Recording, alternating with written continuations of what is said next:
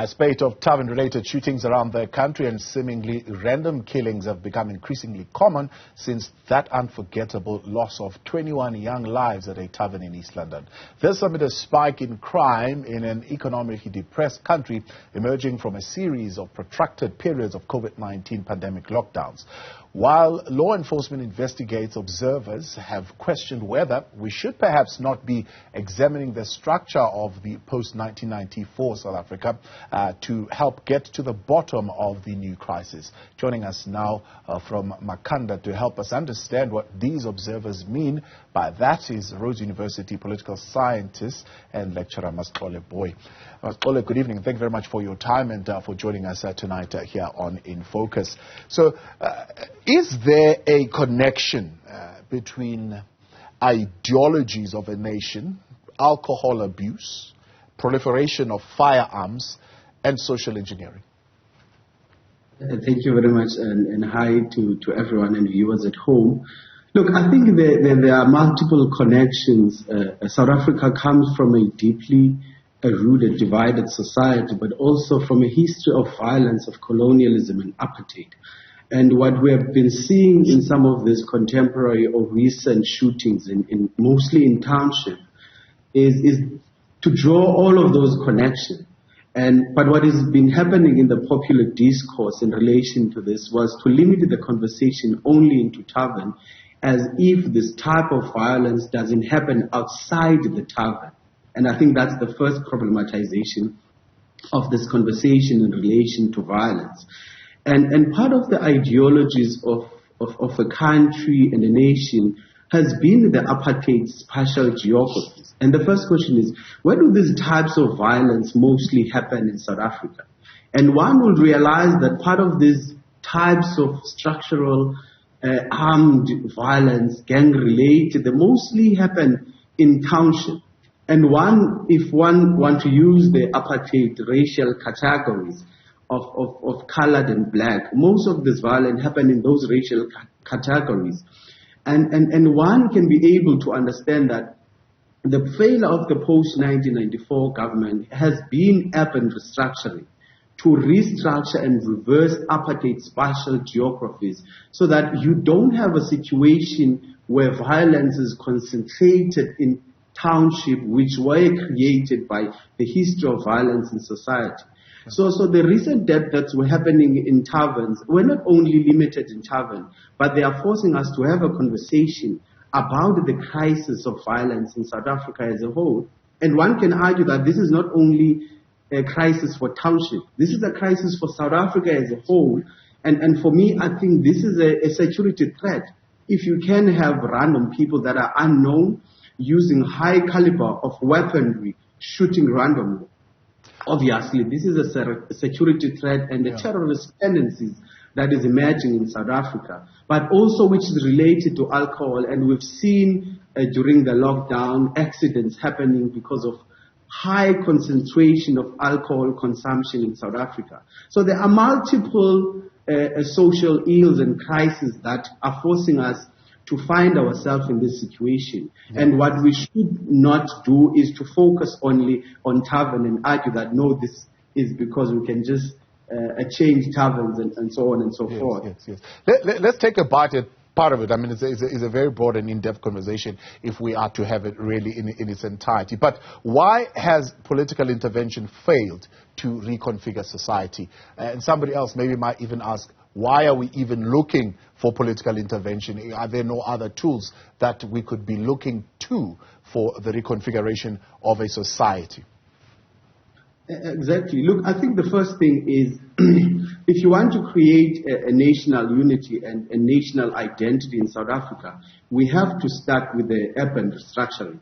And we know that in South Africa today, blacks are living with the blacks, colored are living with the colored, and whites are living with the whites. And the only change that happened is the economic class change, and that it starts there. And there's no national unity and there's no one identity if we don't restructure the apartheid spatial makeup, where you find that blacks are staying in the same neighborhood with the blacks and colored are staying with the colored. And the only integration that happens in society is the class integration, when people can afford to move in better areas. And that's when you see a non-racial society only happening on the class level. But when you speak about poor communities, they are still racially divided.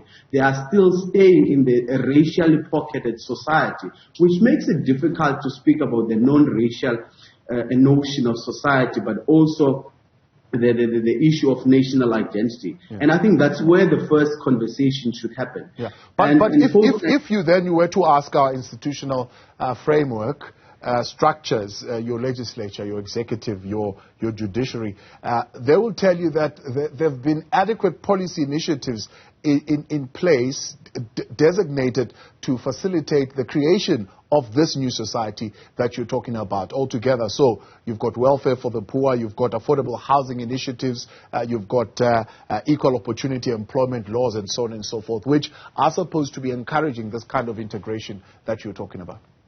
Exactly. I think the first point for me in South Africa is that we are paralyzed or caught up in a situation of legislation. If there is a crisis, we jump in, we legislate something that already exists anyway. There are multiple legislation. When you speak about urban restructuring of South Africa, if you talk about restructuring all of these things, there are policies which I agree entirely with you. But the problem is the implementation of these things. For instance, in Cape Town, you have organizations such as the Funukwazi, and who advocate the right to the city of mostly black and poor white people who are pushed into the peripheries of the township, who don't have access to the city. And there are legislation that speaks about inclusive urban renewal. The policies are there, but the implementation of those policies, then it's something else. And I think the failure is within the post-1994 government, which hasn't implemented some of those policies. Because when you speak about the legislation, all of this legislation are there, but they haven't been implemented. And then I think that's the failure of the post-1994 ANC-led government in relation to this conversation. Yeah. So do you believe then maybe to an extent the kind of response that we are pushing now as being central to driving a nation in the direction that we want to see, well, particularly around these issues of taverns, around policing, is not the correct direction? Look, I think it's the correct direction. If one remembers in the early post-1994 period, the issue of crime wasn't that high because there was a concerted effort across the entire spectrum between communities, the police and the government. There was a strong civil society. There were police forums, there were community police forums. So there were a concerted effort in the early post-1994 years. But as we move further, we saw some of those community concerted effort dying down. And another thing that we must be able to confront in some of this conversation has been the increase of firearms in South African township and South Africa as a whole, the easy access to guns. And some of these gun shooting that is happening in tavern is the fact that anyone in the township can have a gun. And that's the crisis. And now you can't have a community police forum who are not armed confronting thugs who are armed to the teeth.